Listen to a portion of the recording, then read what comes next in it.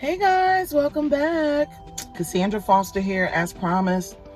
I wanted to finish up what I had started discussing about those train derailments that happened back in February. It is now May, but planting season for those of us who do gardening and things of that nature. And so it's still good to still be talking about it because we kind of need to know and have some form of idea. So I have my notes in front of me today. All right, so first chemical was vinyl chloride, and then we have ethylene glycol, monobutyl ether. The third element or chemical that was spilled is monobutyl ether after the ethylene glycol. Then 4, you have ethyl hexyl acrylate isobutylene.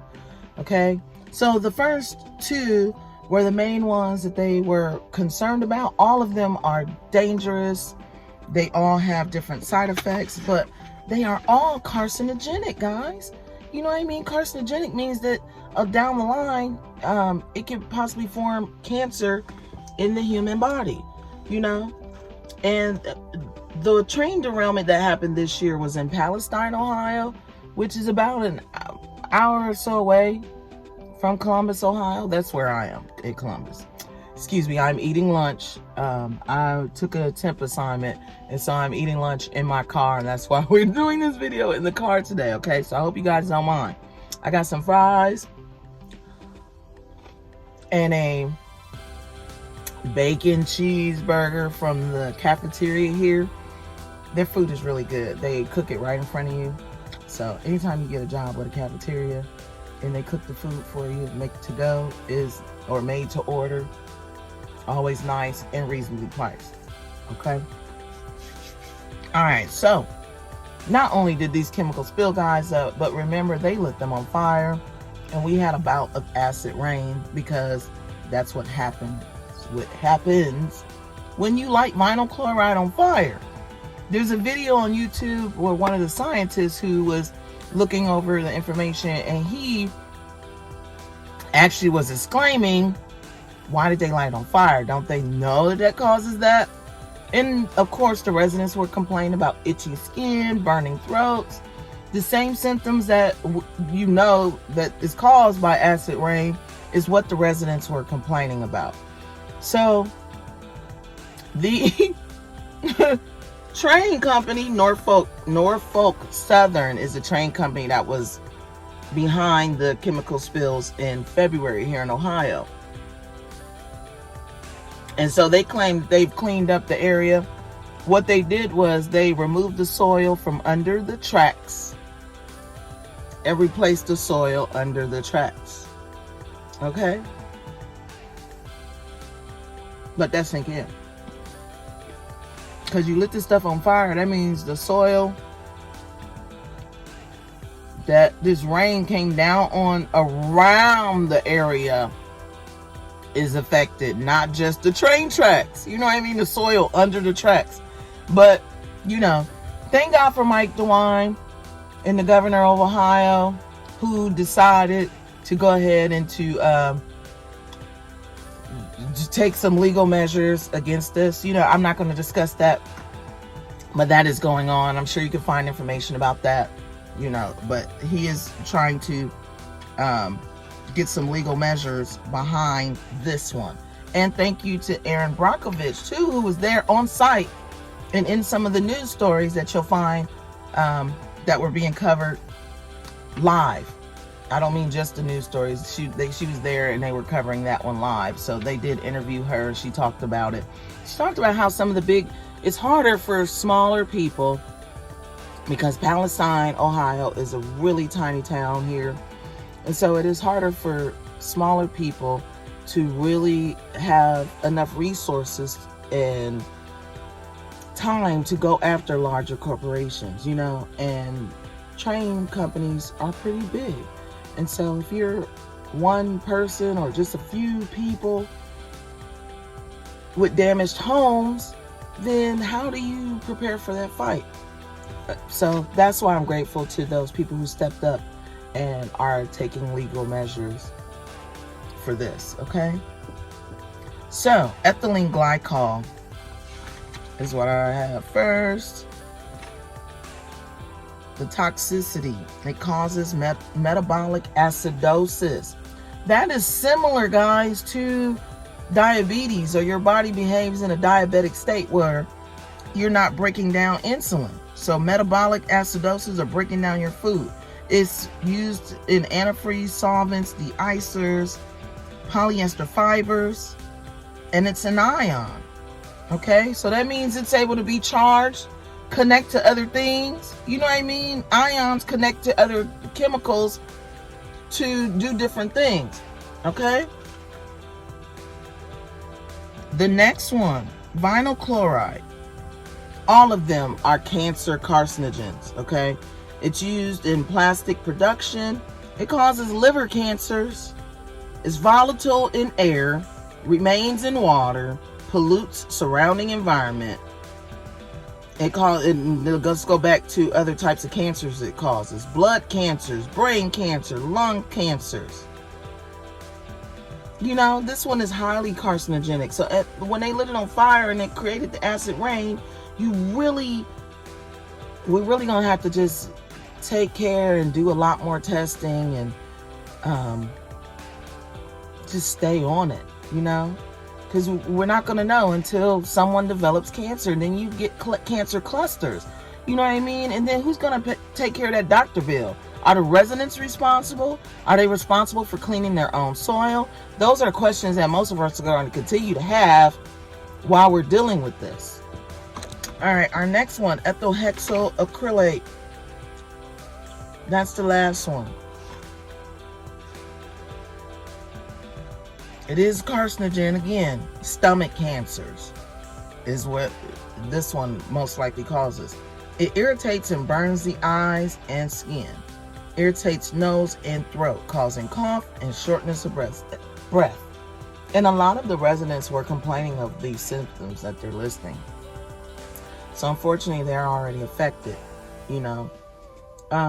When I did more digging, I learned that there has been 86 train derailments around Ohio since 2013. I believe Palestine, this is not the first one that they've suffered through.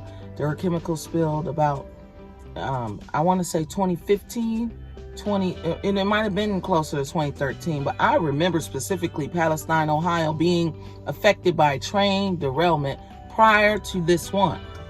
Because when it happened, I was kind of shocked. Like, again? You know what I mean? So this town has been dealing with several of these, you know? And then they were talking about the braking systems of the trains and how they've not been updated and how they need to be. And concern for safety of your fellow man is why it should be done. And why we're probably going to have to push the issue for it to be done, you know? A lot of times things don't happen just because it should. It really takes citizens getting together and doing something, saying something, speaking out, and continuously putting the issue in the forefront before someone moves to actually do the right thing, you know? And that's sad. Not saying that's right. It's just the way how the world goes. You know, you see that with protests. Human rights, any kind of human rights, you have to go the extra mile to get it taken care of. All right, back to my notes. Let's see what else we have.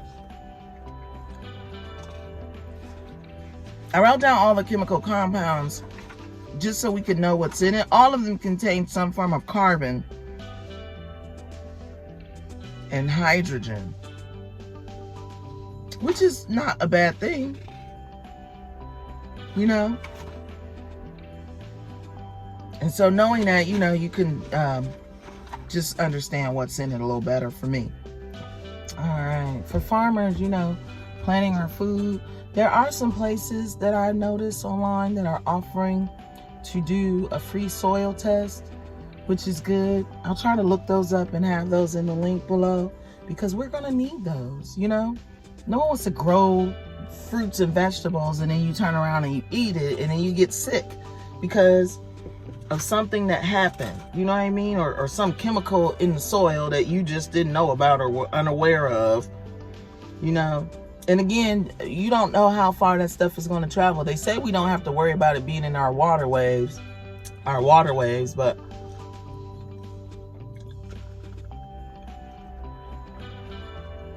still something to think about. And then you hear most of the residents in Palestine say they just don't feel comfortable listening and trusting the officials. You know what I mean? It's a sad day when most of your citizens don't feel comfortable trusting you. You know what I mean? There's a one YouTube channel where they were talking about train derailments, and they showed how the director of the EPA had made suggestions for testing, and they actually asked her to resign the next day. So if they're not, you know, the EPA is the ones who are Environmental Protection Agency. They're the ones who are supposed to go and enforce the rules. But if you fire them for bringing up or making mention of a rule, then that says we cannot trust what is being done.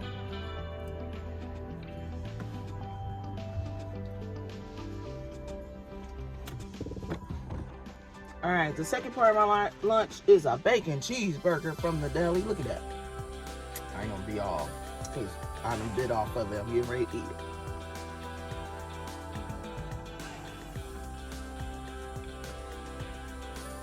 Again, fresh made from the cafeteria, made to order.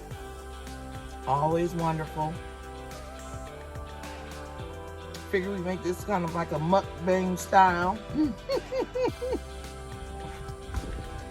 All right, so I wanted to go over this because this is my start of doing more due diligence in work. You know, sometimes we're rushing to create content and we're worried about social media content, and sometimes, so it's okay to make social media content educational. You know what I mean? Especially when we need it. Like, we need to know about this. It's your waterway or your water. We only have a few sources of fresh water to begin with. The Great Lakes here in America is what provides most of our fresh water. Other than that, you got salt water to contend with.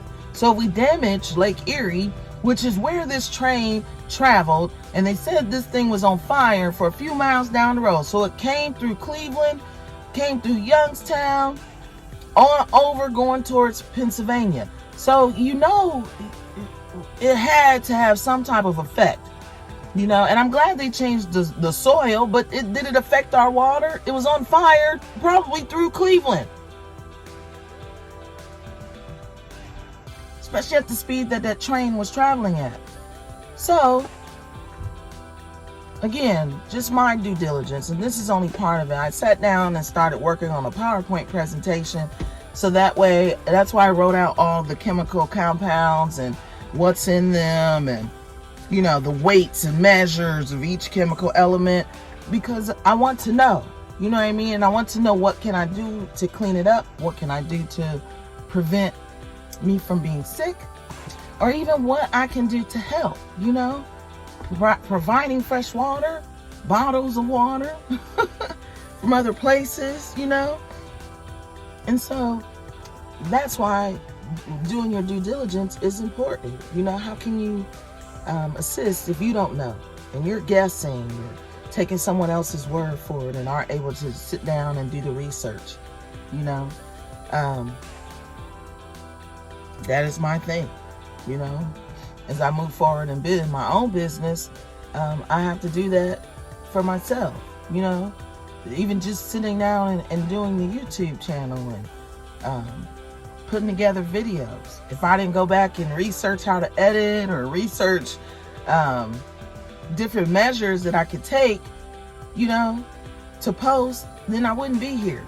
You know what I mean? I wouldn't be here. But learning and growth requires due diligence, you know. And so that's why I went back and did a lot of research into these chemicals and into Ohio's train derailments, and found out about the braking systems, and that is the main cause of some of these train derailments that have been happening. And someone needs to hold the train or the railroads accountable for updating their railways. You know, in my due diligence, I also found out that it is illegal to stand on the train tracks and to photograph or to shoot videos, because it's private property. And I've done a lot of video and photo shoots on the railways. You know what I mean? People think, oh, I got time to move if a train is coming. And yeah, if you're paying attention, you do. But there have been accidents because people did not get away in time. And so in my due diligence, learning that it is illegal to be on private property filming and taking pictures. And so I'm going to do a better job at that and make sure that I'm completely out the way and that I am not doing that, you know. Thank goodness that it's been a few years since I've had a railway photo shoot. But if I get one, I want to make sure that the customer knows that that is illegal and that train and railroads are private property. And since it's private property, that means the railroads are responsible for cleaning up chemical spills, chemical messes, not only around the railroad, but they should be responsible for any harm that they cause to the citizens that are impacted by that spill. And those are my thoughts and my opinions. We shall see what happens in the legal battle that ensues. Okay? You just have to wait and see. Most of this is going to be time consuming, and it's not over yet. All right, until next time, guys, don't forget to like, comment, and subscribe, and I'll see you soon.